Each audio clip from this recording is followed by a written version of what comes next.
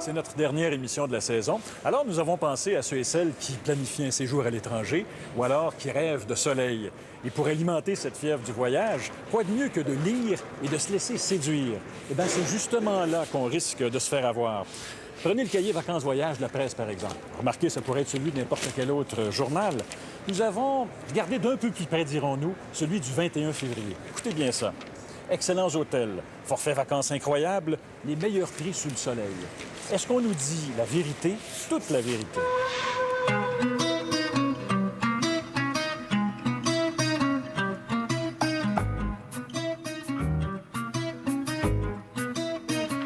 Ces 5 voyageurs potentiels examinent d'abord avec nous la classification des hôtels pour les destinations soleil. Moi, j'aurais tendance à pas descendre en bas du 3 étoiles. Là. Je ferais pas confiance. Je sais pas. Dans ma tête, en bas de 3 étoiles, il y a des coquerelles dans l'hôtel. Nous avons analysé en détail la classification des hôtels à Cuba. Nous avons découvert que le nombre d'étoiles accordées à 9 de ces hôtels est loin d'être identique d'une annonce à l'autre. Par exemple, le Brisa Santa Lucia obtient 4 étoiles chez Vacances Escompte, mais seulement 3 étoiles chez Vacances Soleil. C'est vrai qu'il y a une maudite de différence, hein? C'est sûr, tu regardes ça, tu te dis, ben comment ça, le 3 puis le 4? C'est le même hôtel. Ben oui. Regardez bien le Playa Coco. Vacances Soleil lui accorde 4 étoiles. Vacances Escompte, 5 étoiles plus. 1 étoile et demie de différence. Ça nous laisse l'impression que cette agence de voyage-là a les critères... a la cote plus facile. Ça doit s'acheter des étoiles aussi. Fait que peut-être qu'il y a un petit... il y a une crosse, là, mais... Vacances Escompte donne aux hôtels cubains des cotes qui varient d'une semaine à l'autre. Ici, 5 étoiles plus au Playa Coco. Là, 5 étoiles. Et enfin, 4 étoiles plus. La même agence, le même hôtel. C'était une erreur dans le cahier de Celui-là et celui-là aussi, c'est une erreur, 4 plus? Mais je ne sais pas ce qui est arrivé là-bas. C'est pas nous qui donnons les étoiles, monsieur. Mais c'est vous qui donnez les publicités, là, qui donnez à la presse votre publicité. Ouais. Alors, il y a 3 classements différents pour le même hôtel dans 3 semaines différentes. Mais ça se peut. D'après vous, qui décide des étoiles? C'est une association pour des places touristiques, je sais pas. J'ai aucune idée, en fait. C'est qui les donne les étoiles? Pour les destinations soleil, la réponse courte, c'est personne. Il n'y a pas d'organisme qui accorde les étoiles selon des critères précis. Ce sont les grossistes, c'est-à-dire ceux qui organisent les forfaits vendus par les agences, qui font cette évaluation. Et chaque grossiste a sa façon de classer les hôtels. Est-ce que vous vérifiez ce que le grossiste affirme quand il donne 3 étoiles, 4 étoiles? Mais on vérifie la brochure, non? C'est tout. C'est la seule chose qu'on peut vérifier, c'est la brochure. Mais si le grossiste se trompe, vous trompez les clients aussi? Mais si les grossistes, s'ils se trompent jamais, les grossistes, monsieur. Madame Sardo, agente de voyage chez Vacances Escompte, n'est pas du même avis que son patron. Il y a des grossistes qui surévaluent ça. Absolument. Pourquoi ils font ça? Pour les C'est vendre. pour les vendre. Pour les vendre. Donc, ils nous trompent. Ils nous trompent, oui. Nous avons demandé à 3 grossistes de nous faire parvenir leurs critères d'évaluation. Vacances Air Transat a refusé. À notre grand étonnement, Tour Mont-Royal et Tour Maison se fient à la classification que l'hôtel s'octroie lui-même. Les 2 grossistes modifient parfois cette évaluation, mais selon des critères mal définis. Alors, ça serait un départ, disons, pour Cancun. Claudette Pitre, de Vacances Soleil, s'interroge. C'est un gros marketing. C'est ce que je pense. C'est tout. Un marketing. Trouvez-vous ça honnête? Je peux pas dire que je trouve ça malhonnête. Je trouve que c'est interprété. Est-ce que le marketing est honnête? Je vous pose la question, selon vous. Le marketing, c'est un marketing. Vous voulez ma réponse? Oui. Si on dit 5 étoiles et que ça en vaut 4 ou 3,5... C'est pas honnête. J'ai répondu pour vous. Je pense qu'on va revenir au système bouche à oreille. On va, Ouais, il y a ça. on va appeler nos amis qui ont passé par là. Mais malgré tout, on est mal pris. Si tu connais personne qui est allé dans ce coin-là, t'as pas d'autre point de repère que les étoiles pour prendre ta décision. Mais il n'y a pas que les étoiles qui nous en mettent plein la vue. À la page 7 de notre cahier Vacances-Voyage, cette annonce du transporteur aérien CanJet. Allez simple, Montréal-Halifax, à partir de 49 $. Un petit taux d'avion, 49 $, moi, je suis très méfiant. Je me dis, et où la pogne? À 49 $ l'aller simple, on s'attend à ce qu'un aller-retour Montréal-Halifax coûte environ 115 $ avec les taxes. On va aller à Halifax. On nous dit... Nous avons demandé à Louise Roson d'Options Consommateurs de vérifier avec nous quel était le prix réel d'un aller-retour Montréal-Halifax. 49 l'aller plus 65 et 49 de frais. De frais et taxes, oui. Et de taxes. 224.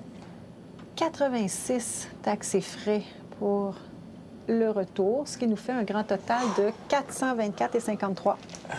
Ben, mon petit 49 est très, très loin derrière. 424 $, c'est pour un aller-retour sur 7 jours.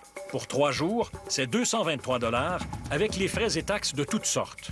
Très, très loin du 115 $ qu'on avait imaginé. Le prix annoncé ne correspond pas du tout au prix qu'on va finalement payer comme consommateur. À notre avis, c'est trop peur. Ça ne respecte pas les règles prévues dans la loi sur la concurrence.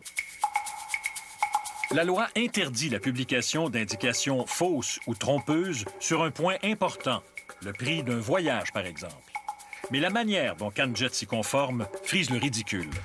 Regardez bien tout en bas. Où ça? Je le vois pas. En dessous du rectangle noir. Oh, Sainte bénite, oublie ça, je vois pas clair. Oh non, je suis pas capable de lire ça. Ça va me prendre une loupe.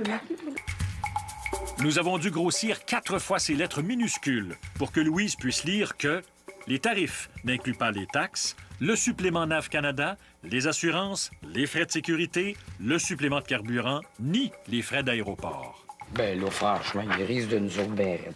Je me disais, il doit y avoir comme quelque chose d'écrit en petit quelque part. J'ai cherché, puis je l'ai même pas vu, mais c'était là. Mais c'était tellement petit que je l'ai pas vu. Il n'y a pas que les petits transporteurs qui utilisent ces méthodes publicitaires douteuses. Ici, Air Canada nous attire avec un vol vers Halifax à 63 $. Mais il y a une condition.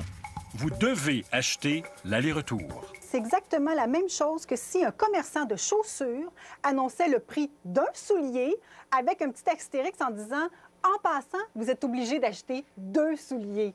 Donc, c'est aussi ridicule que ce genre de publicité qu'aucun commerçant de chaussures oserait faire. Page 3 maintenant, on vous offre Paris à 606 $. Mais attention, c'est Paris à partir de 606 $. À partir de, d'accord, mais ça s'arrête où? C'est quoi le prix? Moi, les à partir de, j'ai toujours eu de la difficulté avec ça. Je me fie, par exemple, aux voitures. Tu rajoutes tous les surplus, ça devient...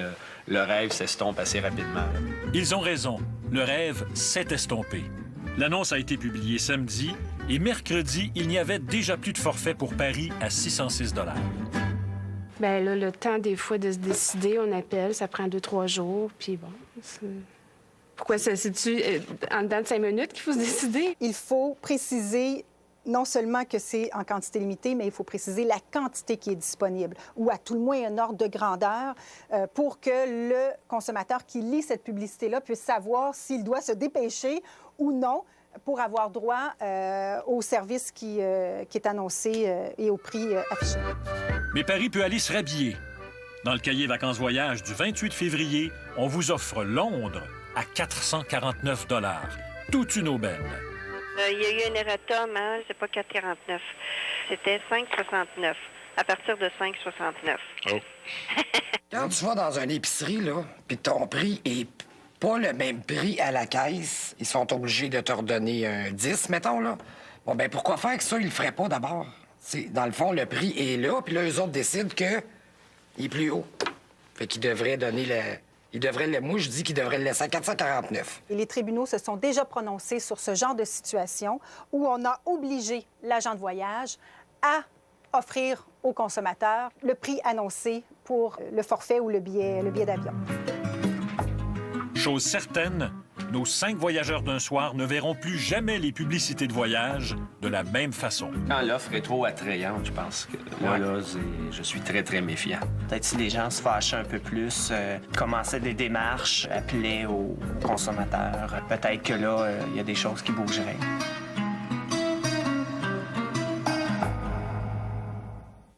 Claudette Pitre de Vacances Soleil, que vous avez vu dans le reportage, sous-classe systématiquement les hôtels des destinations Soleil pour être bien certaine qu'aucun de ses clients ne sera jamais déçu. Et si quelqu'un lui demande son avis sur un hôtel qu'elle ne connaît pas, elle prend son téléphone et appelle quelqu'un qui connaît. C'est simple, mais c'est ça du professionnalisme.